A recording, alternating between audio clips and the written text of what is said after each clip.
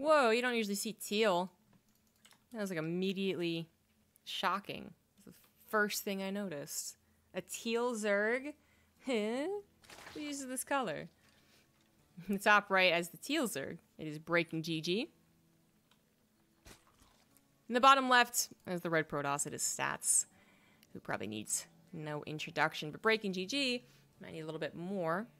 Another one, much like Firefly, who he shows up in these brackets, and even though he's GM on Korea, you just can't really get past like the second round. I would say the second round. As soon as he starts hitting the pros, he starts to really have trouble. If it was BreakinGG versus Spear, I would say like that might actually be a very well even match, and actually really cool TDZ. But BreakinGG versus Stats, I mean, we're talking David versus Goliath once again. BreakinGG also a Chinese player, but you know they play on the Korean server. Used to be that they had their own style, very odd. A lot of in-house practice as well, I suppose, but that's not really the case anymore. You got that low ping to Korea, definitely use it. So their styles aren't too odd anymore, but unfortunately they are still the difference of bottom 100 versus top 100, top 50. In a lot of cases, the Korean pro gamers, their top 50 is actually the same 15 players with 3 different accounts. So it's crazy how much of a difference there is. You think a difference of a gold and masters is absolutely huge, but really the difference of like bottom GM and top GM on most servers is actually bigger. So pretty crazy. Don't even get me started on North American GM versus any other GMs. North America GM, notoriously the easiest one to get. Well, actually Australia is the easiest one to get, but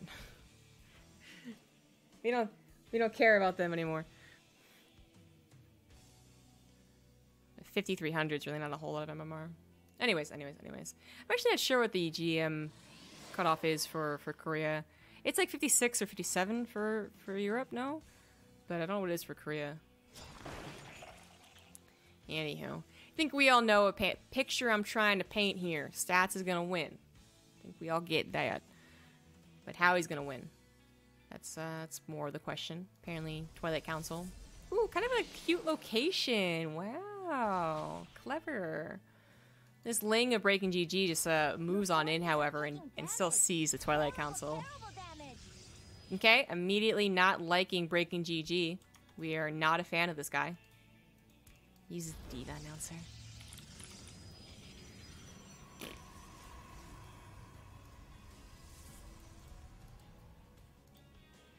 You know what's so... God, that voice line actually just... Oh, I'm actually angry now. Not only diva, first of all, but also second, like, she said the Dustin Browder quote, and she doesn't even play Starcraft anymore because retcon for no fuck... Okay, I'm good. I'm alright. I'm cool. I'm alright.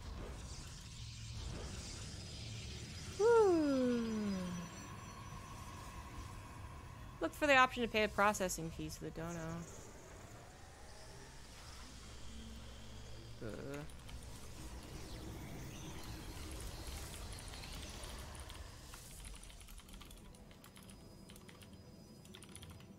Okay. Well, so the Twilight Council being placed in the low ground is really clever. The Robo is also placed eventually, and it is going to be an Archon drop. I thought it was going to be DTs just with the Twilight Council, but I was like, maybe just Resonant Glaives. Either way, it is actually going to be the Archon drop. DTs as the first step, of course, but one that doesn't usually end the game. Now, BreakinGG does not have a lair and does not have Spore Crawlers, so... I mean, he got back in and saw that it was a Robo as well. With no research on the Twilight Council. He should know that this is very likely to be a DT drop.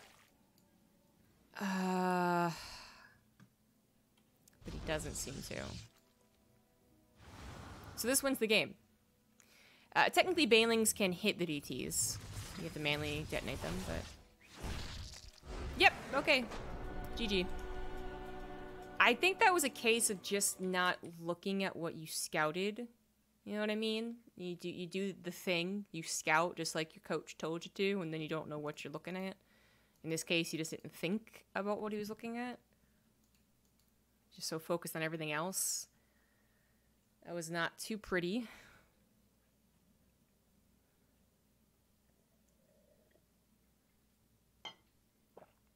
With the timing of the robo, I could see him being a little like, okay, hold on here, but no research on the Twilight console. Unless I missed like a fake research start and cancel, I don't think I did.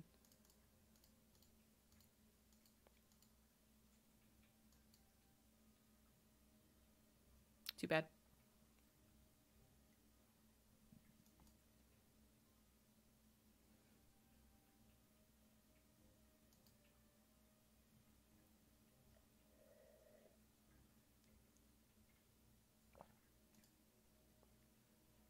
They retcon Diva as a Starcraft player? Yeah. In the gaming example of gaslighting, they told us she was never a Starcraft player.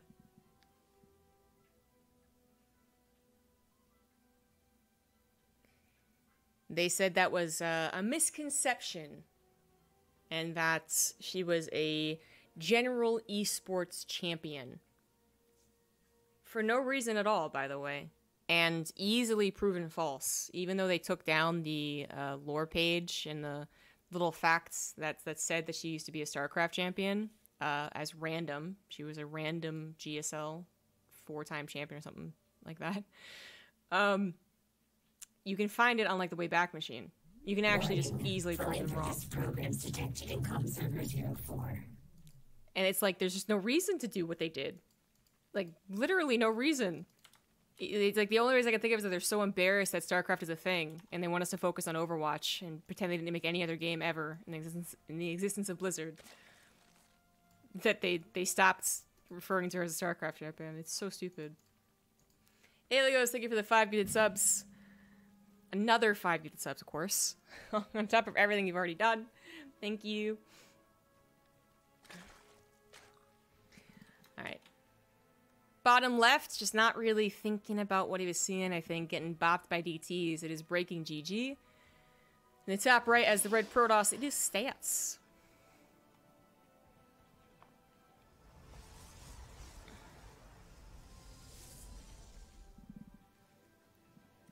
He's gonna get me started on the whole Blizzard thing. You know, we always talk about the big oopsies by Blizzard. The big oopsies. The Warcraft Reforged, you know, what an oopsie. Or their handling of the Hearthstone Free Hong Kong incident. What an oopsies, am I right? But it's funny that like all of those things have overshadowed the absolutely meaningless gaslighting that they did to the StarCraft community. But that is also a bit of an oopsies. And by oopsies, I mean a giant dick move. But whatever. I feel like if someone really wanted to take the time, they could actually take, like, most of the people who stream StarCraft, right?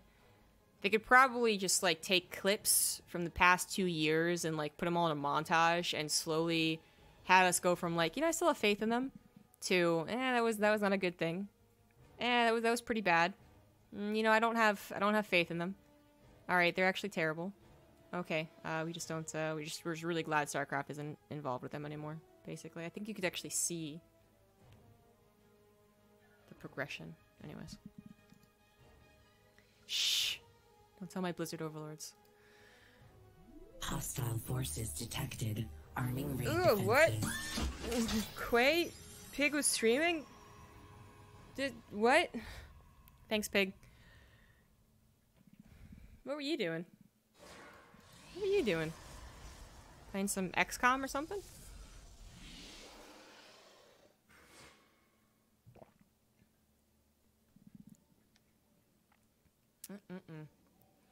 Alright, so we got another cleverly placed second production facility. Stats. Wow, that is a hole. Usually you see the semi-score more here. Right, so that's funny.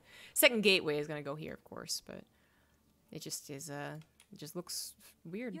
This time the Ling did not get close enough to see the Stargate, so I guess maybe Stat's still improving his placement of this pylon. Because it's unfortunate that last game the Twilight Council was scouted with the Ling ramp on the ramp, but maybe if you put it back more, it can't see it.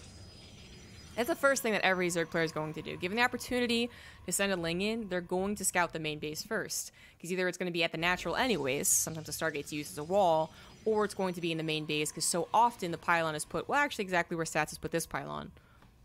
Not this time, though. Stats maybe experimenting with something new here. Or has been experimenting with something new. So, double Oracle. I think he knows that wasn't scouted. Going into a robo afterwards. Very quick robo follow-up. But all gas is taken. Just priority on Immortal production. No Nexus being... Pro being counted for a Nexus yet. Dep's going to join up with the harassment. They did have 4 Deps last game that were trying to keep BreakinGG preoccupied, and they did a fantastic job of that. In this game, there's going to add to the damage at the Oracle, and BreakinGG, I mean, typically if you don't know what's happening, and BreakinGG doesn't know what's happening, you still get Spore Crawlers, because that covers at least 2 out of 3 bases. Literally, you get Spore Crawlers in 2 out of 3 bases, but also I'm talking like you cover against Oracles, and you cover against DTs.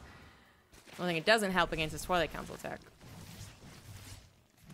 Or, like, a fast War Prism, I suppose. But anyways, like, you usually would see it, but this is just so cavalier. This is BreakinGG not having any Spore Crawlers, Queen's not in position, 7 drones go down. The Adepts were taken care of, is the good news, but then even sending more drones to their death. 9 drones gonna die here, 10, 11. Stop it. Stop sending drones. And, oh, okay. Alright, so immediately following up into the Immortal push. Generally, most Protoss builds, if there's a Stargate, there's a 3rd Nexus. But you gotta imagine there has to be some where there's actually a 2-base follow-up push. There's the 2-base follow-up Archon drop that was popular for a long time after the Stargate. But that was still more of a, you know, controlling the game than it was an actual push. The building into the Immortal Sentry push, basically... Still could just retreat and say, you know what, I'm getting a Nexus, like, I'm not going to commit here. But it could absolutely commit if especially the earlier damage was good and they're desperately trying to rebuild their economy. In this case, Stats did want a Nexus, but is very open to just giving it up. It means the Roaches aren't in the back at home, defending against this push, which now BreakinGG seems, I think the gears started turning. He's like, why isn't he defending this? Now he knows it's on the way. Just killed a, is that a queen? What's she doing there? What the hell? Yeah, that queen was a scout. No roach speed, not a whole lot of Ravagers. 3rd hatch is going to die, it looks like.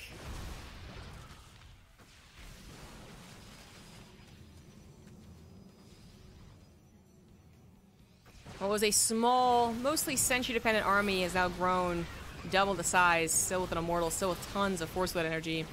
Corrosive Bile is not plentiful enough. As BreakinGG was pretty late to responding to this, his macro was thrown off heavily by all the harassments. We didn't have a lot of gas to work with either. He knows Ravagers are often the key to defending against this, so he's trying to build more, but it's just too late. The Oracle's even getting in on the action. Stats follow-up is going to win this game, and even if it didn't, he has a 3rd Nexus back at home. GG.